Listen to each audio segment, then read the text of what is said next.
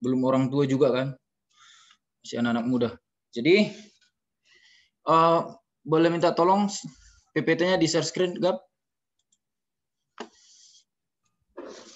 Ya, Oke. silakan yang share screen petugasnya.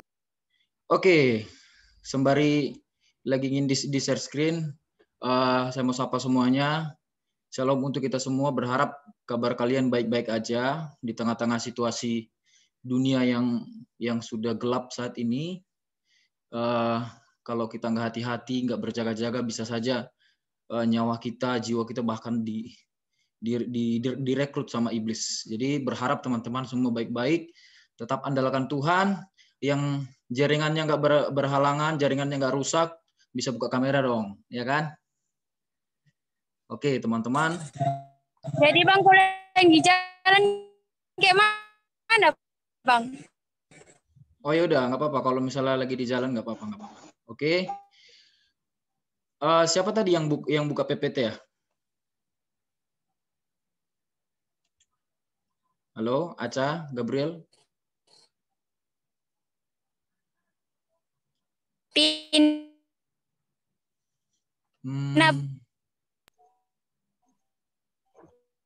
Nah, itu udah dimunculin, Bang.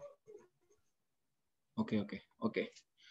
Pertama, suaraku jelas nggak, Gap?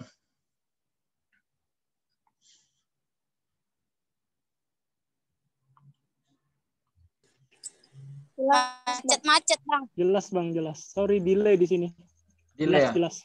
Oke. Sama aku delay sih. Ivon, suaraku jelas, Fon? Jelas, Bang, jelas. Oke, teman-teman, malam hari ini kita mau belajar kebenaran firman Tuhan. Kita belajar sama-sama ya, teman-teman. Bukan berarti karena saya bawa hari ini, saya yang paling pintar dari semuanya, kan? Bukan berarti begitu. Jadi, kita semua punya nilai plus dalam diri kita sendiri. Jadi, kita harus anggap itu sesuatu yang berharga yang Tuhan berikan. Jadi, malam hari ini kita belajar tentang iman yang benar.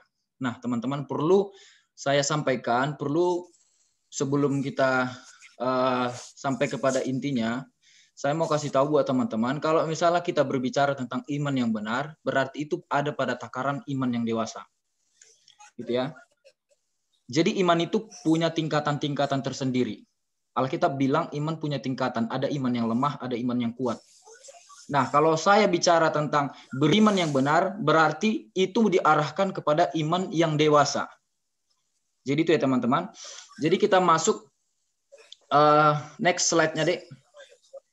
Jadi iman yang benar. Nah, kalau kita bicara mengenai iman, iman adalah sesuatu yang mendasar dalam kekristenan. Jadi itu adalah yang sangat mendasar dalam kekristenan. Kalau kita ngomong iman, di dalam kekristenan orang pasti sudah mengharapkan dirinya untuk bertumbuh. Nah, itu ya teman-teman. Iman adalah percaya. Nah, kalau saya bicara iman, berarti itu sama aja percaya.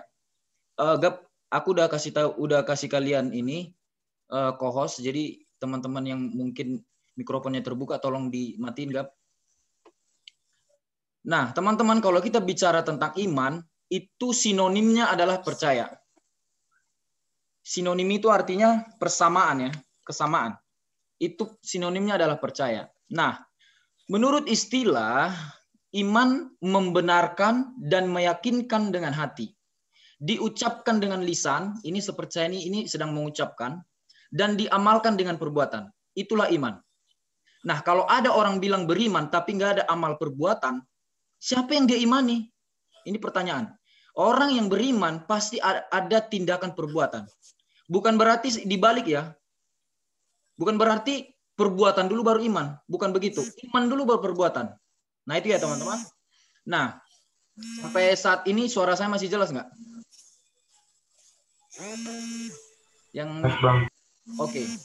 Nah, di kitab Yakobus, halo Gabriel.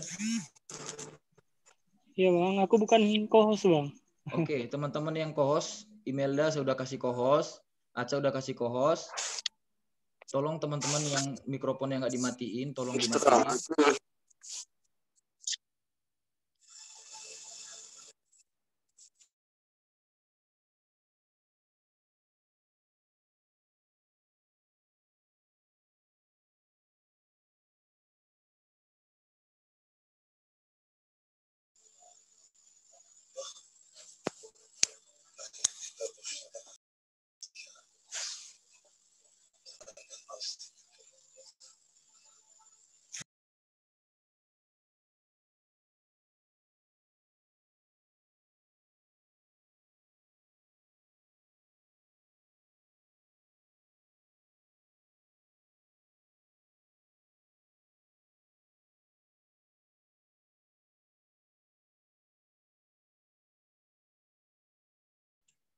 Oke. Suara saya kedengaran nggak? Kedengaran, Bang. Oke, jadi kitab Yakobus itu berkata bahwa iman tanpa perbuatan pada hakikatnya mati. Jadi keseluruhan dari kitab itu berbicara tentang iman kita itu harus disertai dengan perbuatan. Nah, yang melatar belakangi mengapa Yakobus berkata demikian di kitab itu ya, tahu kitab Yakobus kan? Apa latar belakangnya?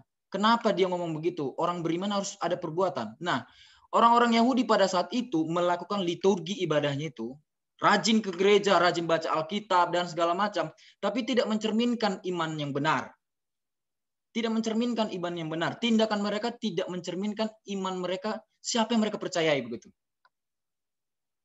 Nah, dalam kehidupan kita, anak-anak muda, seharusnya kalaupun kita rajin ke gereja, kita harus menunjukkan lewat perbuatan kita. Tidak sedikit hamba-hamba Tuhan, tidak sedikit para gembala, para pendeta, para teolog, yang katanya beriman tapi tidak punya perbuatan yang baik.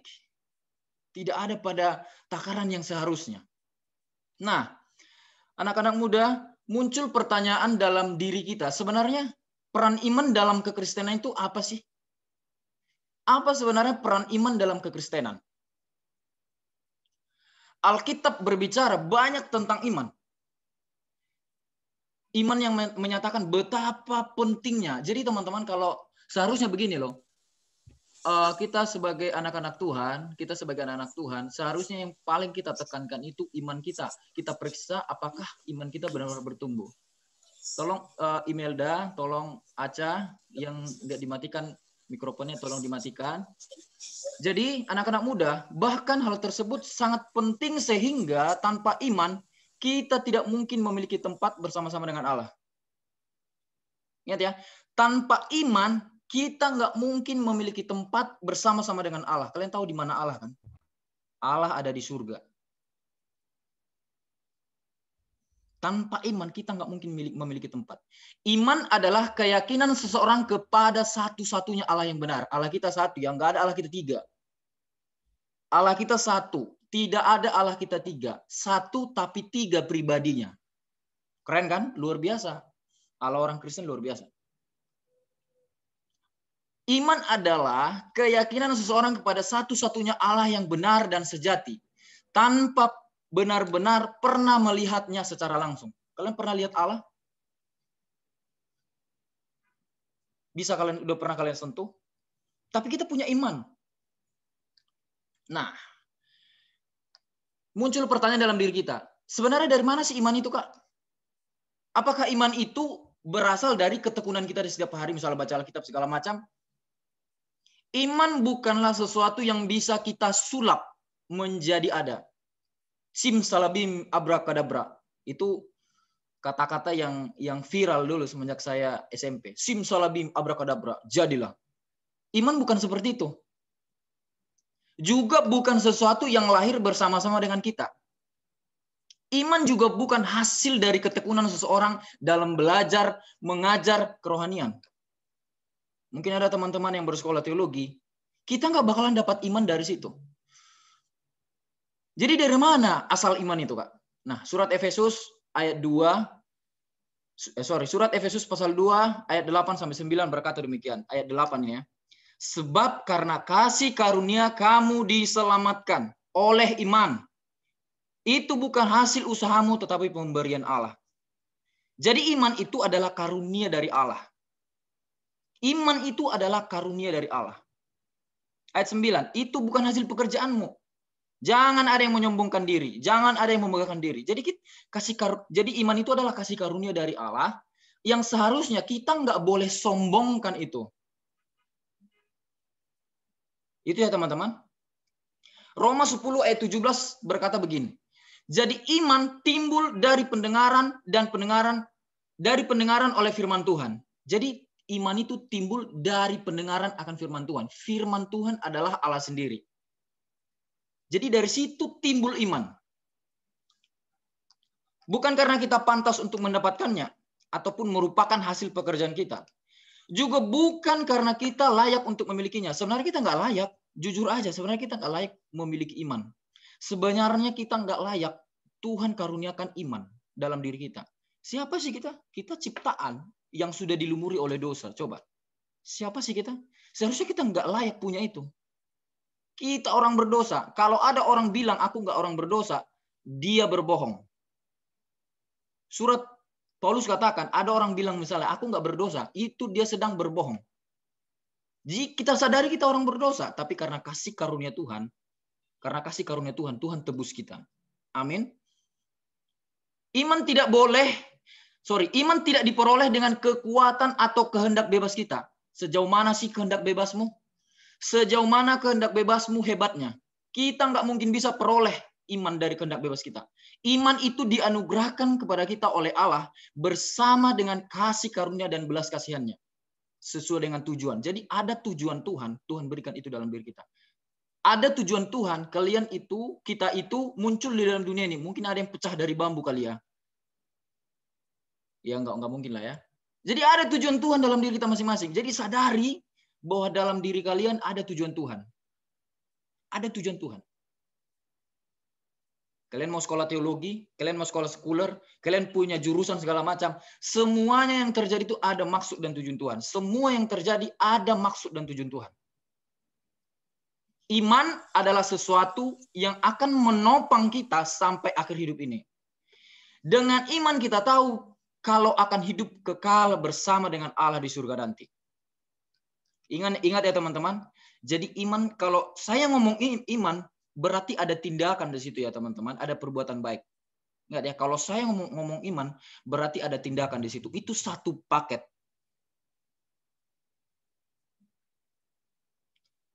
Nah, kita mau belajar tentang contoh iman. Contoh-contoh iman. Jadi kitab Ibrani itu adalah khususnya di Ibrani 11 itu dikenal sebagai pasal iman. Itu dikenal sebagai pasal iman. Kenapa? Karena di dalamnya menjelaskan berbagai perbuatan besar yang lahir dari iman. Ini ya, pertama. Karena iman maka Habel mempersembahkan korban menyenangkan bagi Allah. Ayat 4. Karena iman maka Nuh mempersiapkan bahtera meskipun tidak mengetahui kapan hujan yang menimbulkan air bah akan turun.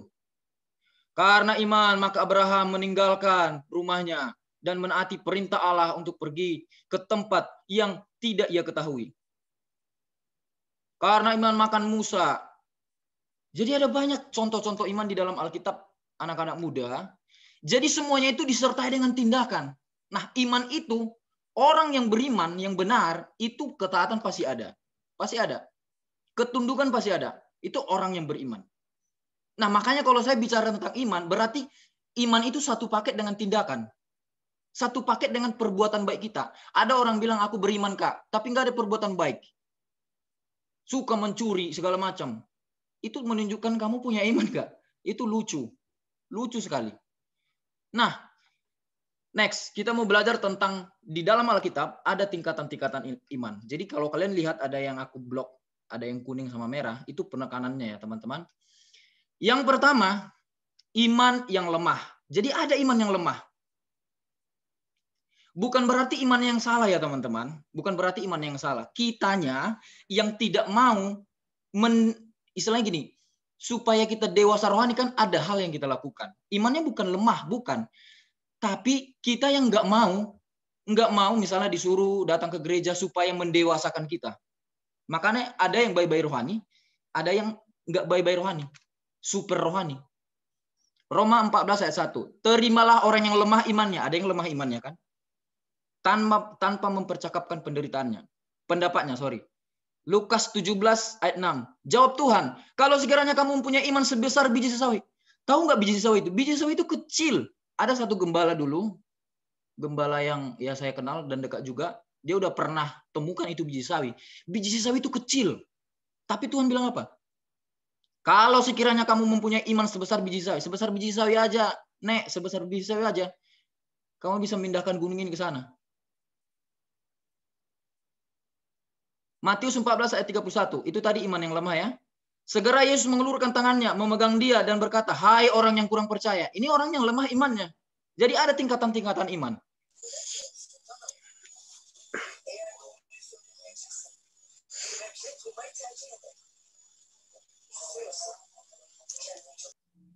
Nah, yang kedua kita belajar tentang iman yang kuat atau dewasa. Iman yang kuat atau dewasa? Teman-teman, tema kita malam hari ini iman yang benar. Kalau saya bicara tentang iman yang benar, berarti ada pada takaran iman yang dewasa. Ingat ya, iman yang benar ada pada takaran iman yang dewasa. 1 Korintus 16 ayat 13, Matius 21 ayat 22. Kita baca ya. 1 Korintus 16 ayat 13. Berjaga-jagalah, berdirilah dengan teguh dalam iman. Jadi ada iman yang teguh, iman yang kokoh, iman yang kuat, iman yang dewasa. Matius 21 ayat 22. Dan apa saja yang kamu minta dalam doa dengan penuh kepercayaan. Kepercayaan tadi itu saya udah bilang itu adalah iman, itu sinonimnya. Jadi ada iman yang penuh kepercayaan, ada iman yang teguh. Nah, saya kasih salah satu contoh di Alkitab yang saya bacanya sebenarnya teman-teman, anak-anak muda. Saya kaget sebenarnya, beneran.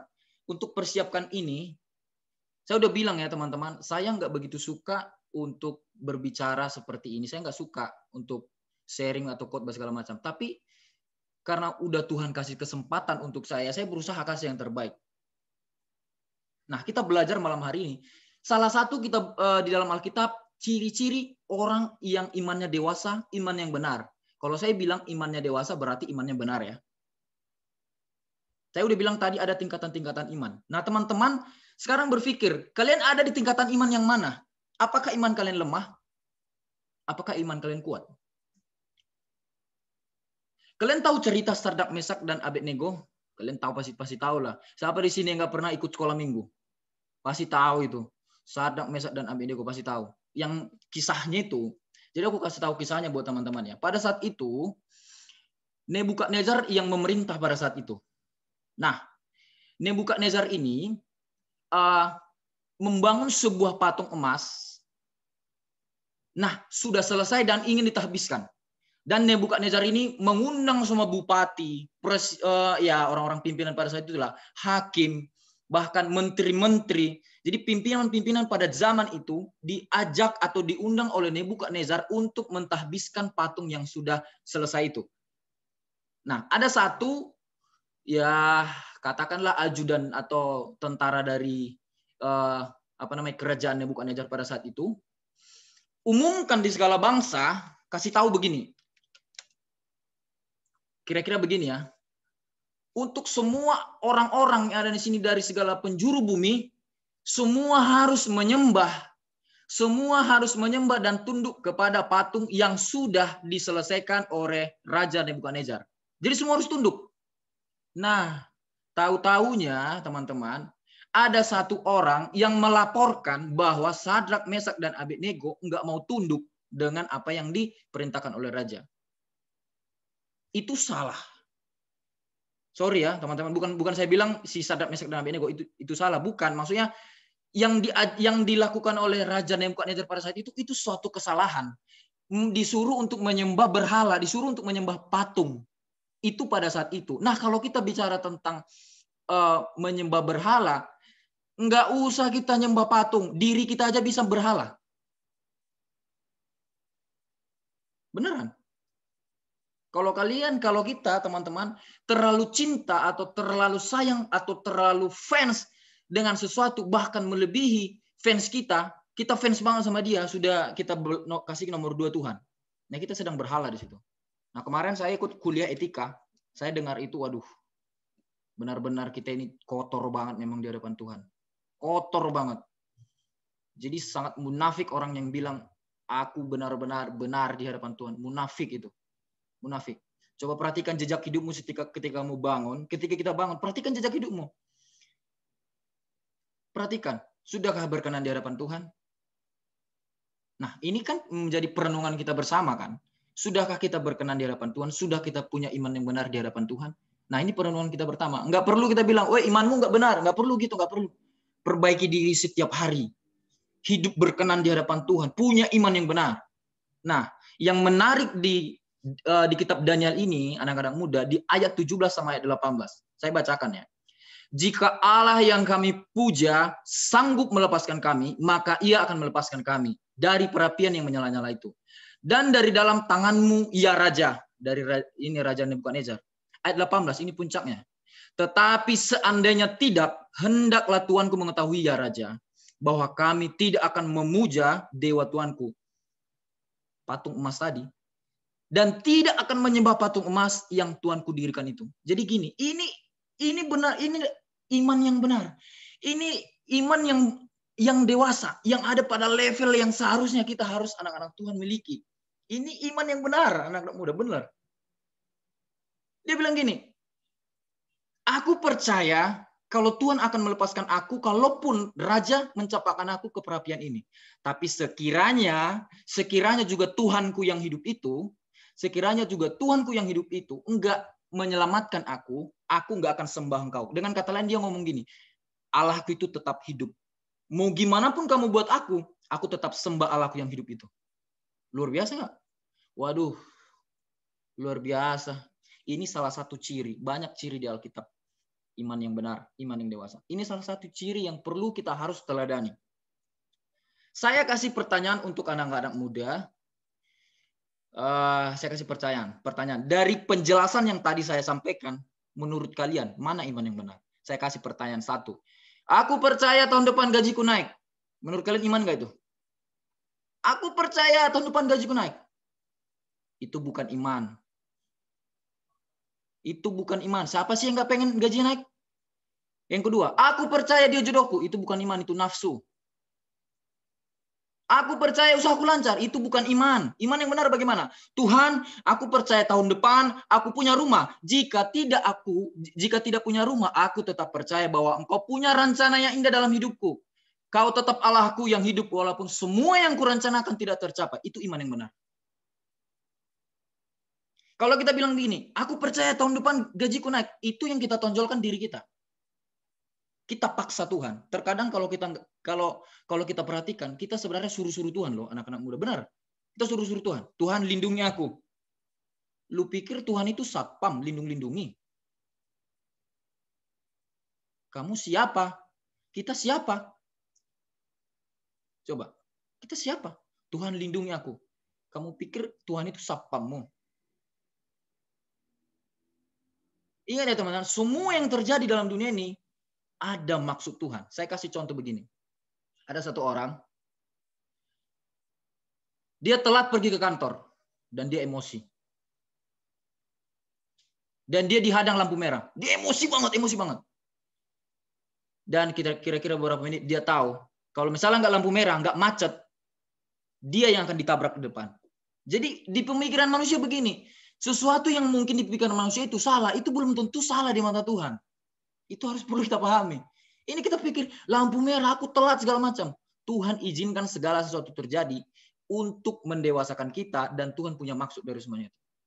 Jadi semua yang terjadi dalam diri saudara, pahami, percayai bahwa Tuhan punya maksud dari semuanya. Tuhan punya maksud. Kalian diputuskan sama pacar. Mungkin kalian punya pacar ya. Diputuskan sama pacar. Tuhan punya maksud di semuanya itu. Kalian tahu apa yang diucapkan Pak Gilbert? Lu mondong? Kalau saya baca itu, ya ampun, ketawa sebenarnya. Jadi Tuhan punya maksud ya teman-teman. Aku percaya dia jodohku. Itu bukan iman, itu nafsu. Jodohmu itu misalnya, yang kamu bilang itu misalnya cantik, luar biasa cantiknya, putih, glowing kan. Itu bukan iman, itu nafsu. Iman yang bagaimana? Tuhan, aku percaya gajiku naik tahun depan. Tuhan, aku percaya jodohku dia. Tapi kalaupun misalnya dia bukan jodohku, tapi kalaupun misalnya gajiku nggak naik, aku tetap percaya bahwa Engkau pelihara aku. Engkau tetap Allah yang hidup, Engkau Allahku yang luar biasa. Siapa yang dimuliakan di situ? Kamu apa Tuhan? Tuhan. Semua yang terjadi dalam hidup ini seharusnya kita lakukan untuk kemuliaan Tuhan. Nggak sedikit anak-anak Tuhan yang berpikir bahwa dia punya takaran iman yang benar dan segala macam. Iman yang benar, iman yang dewasa, kita belajar dari Sadak, Mesak, dan Abednego, kita belajar dari situ, itu adalah ciri iman yang dewasa, yang seharusnya kita sebagai anak-anak Tuhan memilikinya. Nah, apa implikasi dari semuanya ini? Yang pertama, sebagai orang percaya kita harus berbuah agar buah kita dapat dinikmati banyak orang. Saya bilang tadi, percaya, iman. Kita punya iman, sinonimnya percaya. Kalian percaya sama Tuhan Yesus, kita percaya sama Tuhan Yesus. Harus ada perbuatan yang mencerminkan kepercayaan kita itu. Ada orang bilang, aku percaya tapi rajin mencuri, rajin iri sama orang, sombong minta ampun. Tapi katanya percaya. Ini mencerminkan nggak? Nah, dia pada adat dalam takaran iman yang menurut saya bukanlah pada level yang benar. Jadi kita orang yang percaya harus memiliki buah yang benar, beretika yang baik. Yang kedua, jangan sombong karena iman kita adalah kasih karunia dari Allah. Iman kita adalah kasih karunia dari Allah. Jangan sombong. Jangan kita megahkan. Itu bukan hasil usahamu, itu pemberian Allah. Jangan sombong. Saya mau tanya, apa sih yang kita sombongkan dalam dunia ini? Kuliah dibeasiswain. Saya mau tanya, kuliah dibeasiswain. Coba. Itu konyol kan? Konyol, benar-benar konyol. Apa yang kusombongkan? Punya uang 100 juta. Ada orang dia uangnya 1 miliar. 1 miliar. Ada orang di atasnya. Jadi nggak ada yang perlu kita sombongkan dalam dunia ini. Nggak ada yang perlu. Ketika kita sombong, kita sebenarnya sudah menyakiti hati Tuhan. Kita sebenarnya ada pada takaran bukan orang-orang Kristen yang Tuhan inginkan. Yang ketiga, sebagai anak Tuhan, selayaknya kita harus memiliki iman yang dewasa. Selayaknya, seharusnya kita harus punya iman yang dewasa. Nah, itu ya teman-teman. Kita merenung sejenak sebelum tidur. Aku berada pada level yang mana sih? Imanku bagaimana sih? Ciri-ciri orang yang beriman, yang benar, memiliki iman yang dewasa, itu kita lihat kisah Sadrak, Mesak, dan Abednego. Tuhan, kalaupun misalnya ya Tuhan, semua planning yang kurencanakan ke depan, enggak aku dapat. Aku percaya ya Tuhan, bahwa Engkau punya planning yang luar biasa dalam hidupku. Itu iman. Itu iman yang benar. Yang dimuliakan di situ bukan diri kita, bukan aku lagi. Seperti aku percaya dia jodohku, itu aku yang kita tonjolkan. Tapi ayo kita tonjolkan Tuhan. Tuhan, aku percaya bahwa gajiku tahun depan yang bekerja naik. Tapi sekiranya juga Tuhan tidak naik, aku percaya ada gaji yang Tuhan sudah sediakan bagiku. Lebih besar dari gaji yang kuharapkan itu. Kita nggak tahu rancangan Tuhan. Apa yang tidak pernah kita lihat. Tidak pernah kita dengar. Tidak pernah timbul di dalam hati kita. Itu yang Tuhan sediakan. Jadi di luar pemikiran kita, itu yang Tuhan sediakan. Hebat nggak Tuhan kita? Aduh, hebat banget. Hebat banget. Jadi selayaknya kita harus punya iman yang benar. Seharusnya kita sebagai anak-anak Tuhan ada pada level iman yang begini. Nah, ini perenungan buat kita. Anak-anak muda. Kiranya ini memberkati semuanya ya. Tuhan Yesus memberkati. Ini langsung gimana, Enggak?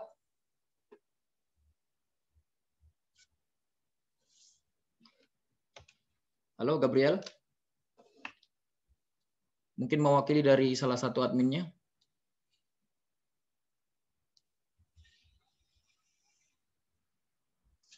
Oke, baik. Kita bersatu dalam doa. Bapa di dalam surga, kami sangat bersyukur untuk firman yang sudah kami dengarkan. Biarlah dalam setiap tindakan, keputusan yang kami ambil Tuhan, Engkau saja yang kami tonjolkan Tuhan. Bukan diri kami, bukan aku, tetapi Engkau ya Tuhan.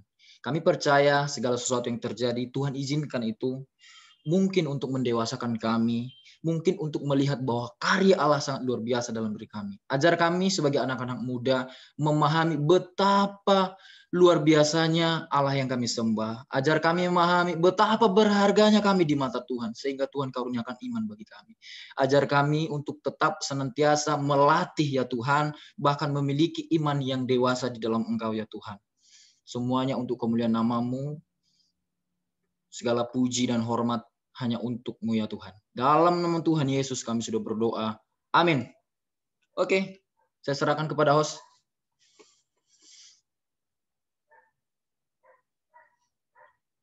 Hostnya di mana ya? Mungkin salah satu aja yang ambil, nggak apa-apa, Dek.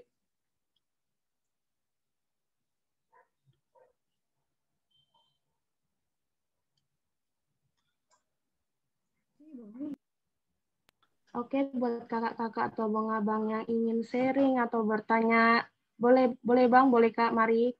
Ayo bercerita, boleh aja tentang apapun boleh.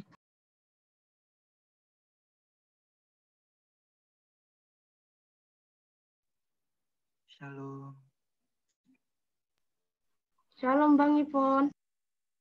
Ya, shalom. Terima kasih buat firman-Nya pada malam hari ini, sangat memberkati ya tentang iman. Nah, kira-kira boleh bertanya kepada ini ya, bukan ini sih, untuk memperdalam aja tentang iman sama Kakak Parulian ya. Sik. Ya, boleh, boleh. Oke. Sesuai pemaparan Saudara Bang Uli tadi yang mengatakan bahwa di situ yang saya tangkap itu ada 3 konsep. Yang pertama iman, kasih karunia, dan apa tadi ya? Free will ya, kehendak bebas. Nah, di situ saya masih istilahnya di slide kedua atau ketiga tadi yang mengatakan bahwa di Efesus 2 ayat 8 sampai 9 itu ada iman dan ada kasih karunia. Nah, untuk membedakan itu saya bingung ketika Kauli mengatakan bahwa iman itu bukan dari free will kita atau responsif kita terhadap Allah, tetapi kasih karunia Allah. Nah, saya bukan karena sekolah tinggi teologi membantah, bukan. Tapi apakah itu tidak yang mengatakan, hadiran Calvin mengatakan bahwa iman itu dicangkokkan atau diberikan oleh Allah, yaitu berdasarkan kasih karunia-Nya. Nah, saya bingung tadi di situ kok tiba-tiba Kak Uli masuk ke situ, bahwa iman adalah kasih karunia. Yang saya pahami di Efesus itu, keselamatan itu adalah kasih karunia karena kita beriman. Nah, saya bingungnya di situ, Kak Uli. Mohon dijelaskan lebih ini lagi lah, supaya mindset saya juga agak terarah gitu. Terima kasih. Oke, yang kamu bingungkan bahwa iman itu seharusnya direspon, begitu ya? Seharusnya begitu ya? Oke, aku mau tanya, sumber iman dari mana? Respon apa Tuhan?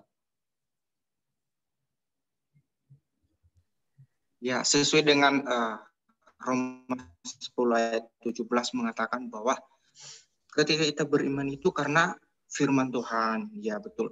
Tapi dari manakah kita beriman itu? Enggak mungkin dong Tuhan itu memberikan iman bagi kita. Itu yang saya, istilahnya, yang lari konsep saya gitu loh. Kok tiba-tiba Kak Parulina mengatakan bahwa iman itu Allah yang memberikan atau kasih karunia Allah. Saya bingungnya di situ karena di ayat selanjutnya sebenarnya Kakak udah jelaskan bahwa dari firman Tuhan itu ada firman Kristus itu, disitulah proses iman itu. Demikian. Oke, jadi teman-teman, pertama kita harus pahami bahwa sumber iman itu bukan dari free will. Free will tahu kan, kehendak bebas kita. Itu bukan dari situ. Bukan ketika kita percaya sama Tuhan baru kita di situ beriman. Kita sudah dikasih iman sama Tuhan. Kita sudah dikasih iman sama Tuhan dan itu sumbernya dari Tuhan. Bukan karena kesalehan kita, bukan karena ya kita lakukan semua amal-amal segala macam, bukan karena itu kita baru mendapatkan iman dari Tuhan. Bukan, itu karena kasih karunia. Tuhan beri langsung plok. Nah, kita percaya bahwa semua yang terjadi ada dalam kedaulatan Tuhan. Nah, untuk kamu meresponi itu pun itu ada dalam kedaulatan Tuhan. Ada Roh Kudus yang memimpinmu. Makanya ada Alkitab bilang gini.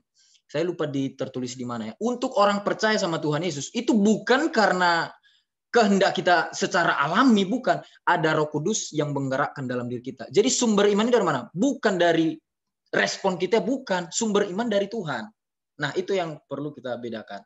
Sumbernya dari Tuhan dan selalu pahami bahwa segala sesuatu yang terjadi ada dalam kontrol Tuhan dan Tuhan berdaulat. Untuk kamu percaya sama Tuhan Yesus pun, itu Roh Kudus yang menggerakkanmu. Nah, mana duluan? Iman duluan apa baru digerakkan? Iman duluan baru digerakkan. Kira-kira gitu, Fon.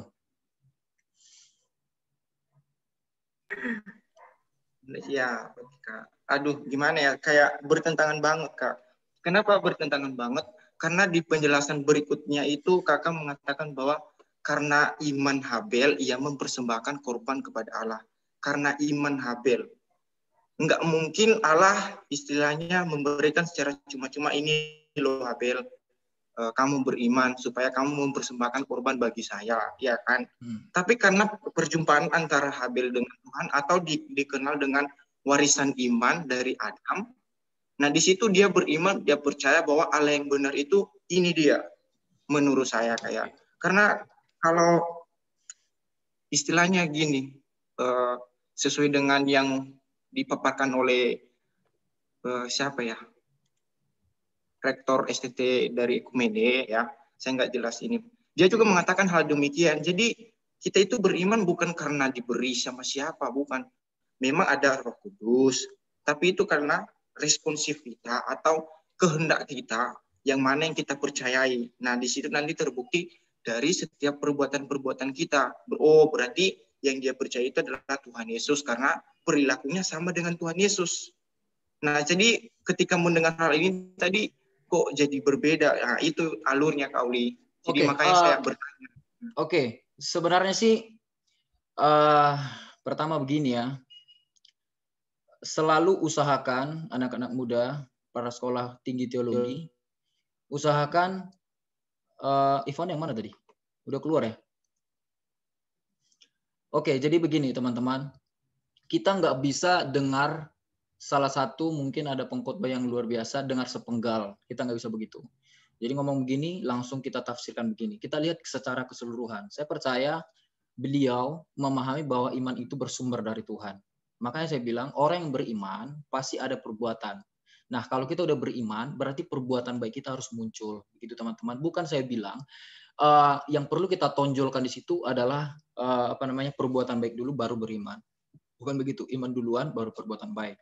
Kira-kira mungkin begitu. Jadi setiap orang punya pemahaman yang berbeda-beda, punya warna yang berbeda-beda, mungkin cara memahami yang mungkin tidak sama. Begitu. Kita nggak bisa paksakan pemahaman Luna, pemahaman Imelda, dan lain sebagainya anak-anak muda di sini harus sama dengan pemahamannya Gabriel. Kita bisa paksakan itu.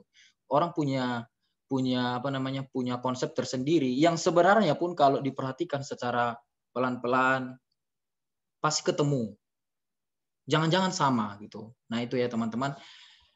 Kira-kira gitu Ivon ya. Ya Kak, thank you. Oh, nanti gini aja, kamu bisa telepon saya, kamu bisa chat saya karena ini kan di forum. Jadi itu nanti bahkan akan mengarah kepada konsep keselamatan. Nah, itu ya. Jadi kamu bisa chat saya secara pribadi, buat teman-teman juga bisa. Jadi ini kan kita lagi ada di dalam forum, nanti kayak kurang etis, kurang beretika kalau kita berdua aja yang ngomong kan, sementara ada yang lain juga. Kira-kira gitu ya Ivon ya?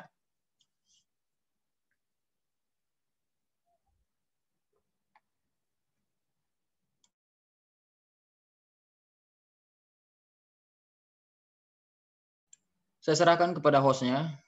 Halo, hostnya jangan diam-diam dong. Ayo, biar kalau udah selesai biar kita tutup. Ayo Bang Robi Nenggolan. Ini kan perdana masuk Bang. Ayo Bang, mau cerita boleh. Atau apa yang didapat dari firman disampaikan oleh Bang Uli juga boleh disampaikan juga gitu Bang. Bang Robi Nenggolan, halo Bang.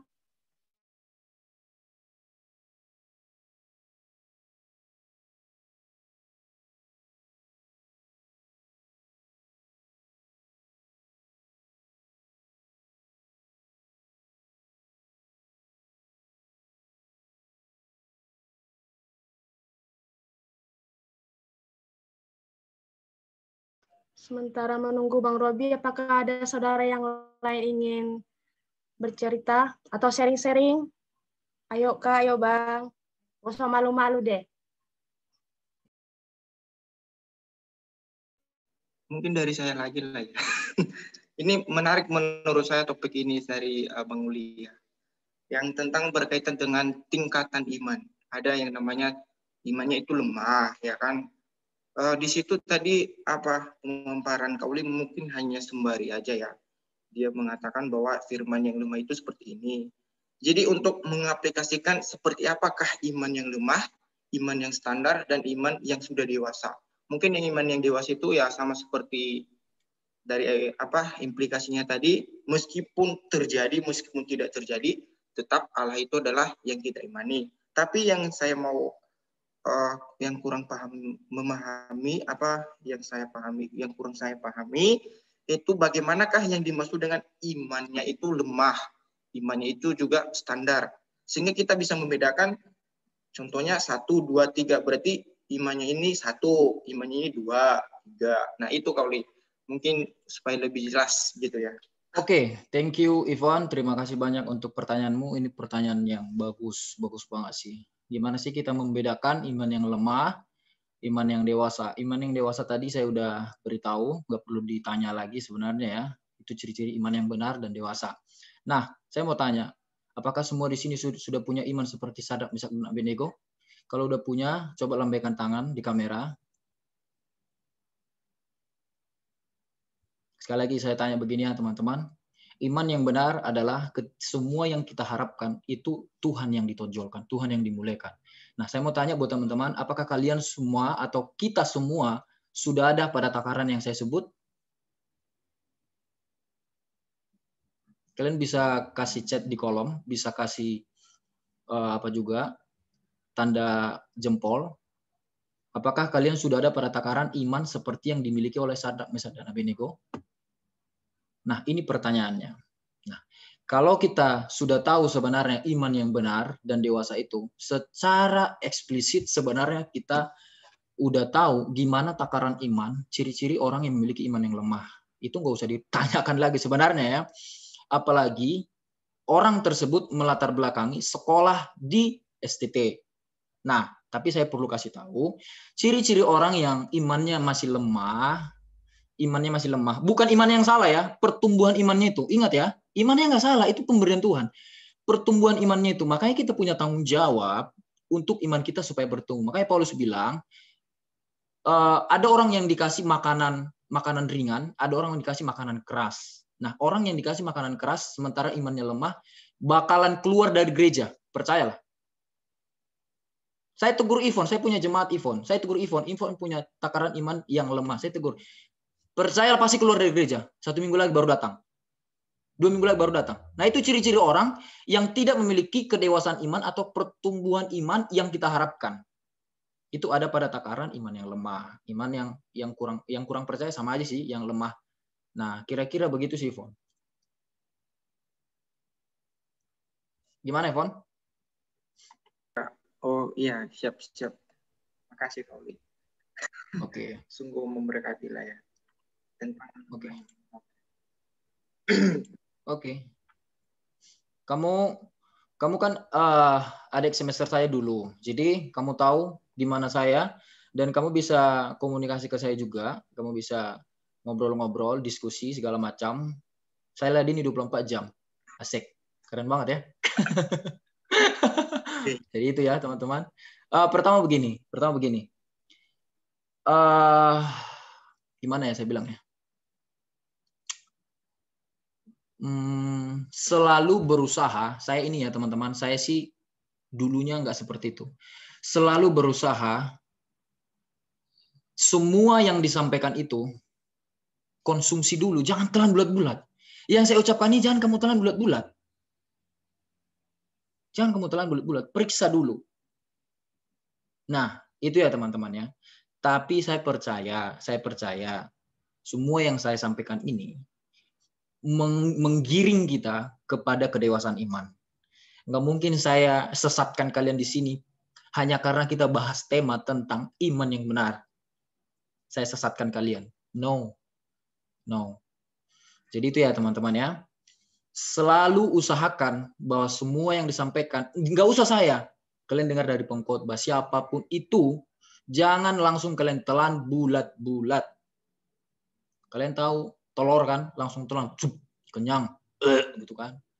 Jangan kalian telan bulat-bulat karena mempengaruhi kehidupan kerohanian kita. Jadi itu ya kira-kira ya. Itu ya teman-teman. Oke, saya serahkan kepada hostnya.